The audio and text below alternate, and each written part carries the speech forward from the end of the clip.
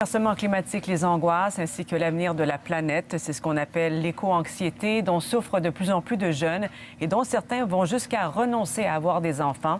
Et Jacques Audry, cette tendance à ne pas vouloir d'enfants prend de l'ampleur. Oui, ou à tout le moins, le questionnement s'impose de plus en plus pour bien des jeunes adultes. On a vu beaucoup de sorties publiques au cours des derniers mois, notamment autour de cette grande marche le 27 septembre dernier. Reste que c'est une question très complexe, très épineuse, très émotive aussi et qui mérite une réponse tout en nuances.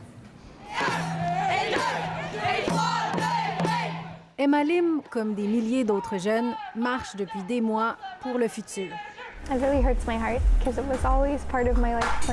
Un futur qui s'accompagne déjà d'une décision déchirante, celle de ne pas avoir d'enfants. À 18 ans, l'étudiante en biomédecine a lancé il y a 4 mois le mouvement Pas d'avenir, pas d'enfants.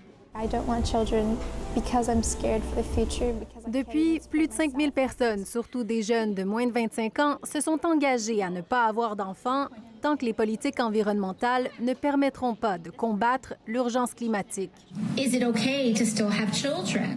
Un mouvement qui existe aussi ailleurs dans le monde et qui choque. I'm not here to attack you. I want to take what you're saying seriously. Avec la population mondiale qui ne cesse de croître, la surconsommation et la surutilisation des ressources, l'empreinte écologique d'un enfant est effectivement importante, surtout en Amérique du Nord. Notre bilan carbone est environ 100 fois supérieur au bilan carbone qui serait émis par quelqu'un qui habite sur le continent africain, par exemple. Ça fait en sorte que chaque personne qu'on ajoute à notre population a un impact environnemental très, très important. Mais pour bien des environnementalistes, ce n'est pas la fécondité le problème.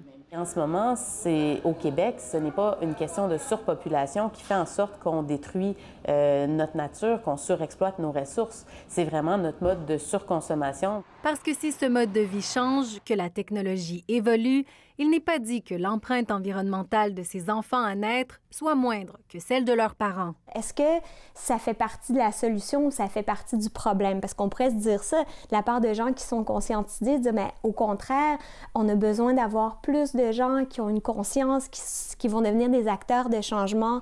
Reste que la question d'avoir ou non des enfants dans le contexte de l'urgence climatique est de plus en plus sensible. Je vous sens émotive. Est-ce que je me trompe? Oui. En pensant à vos enfants, c'est ça? C'est aussi un espoir. En ayant un enfant, on s'accroche à l'espoir d'un monde meilleur pour demain. Ça nous donne la force. De l'espoir, Emma Lim en a encore, sinon elle ne continuerait pas à se battre. Ici Jacques Audry Charbonneau, Radio-Canada, Montréal.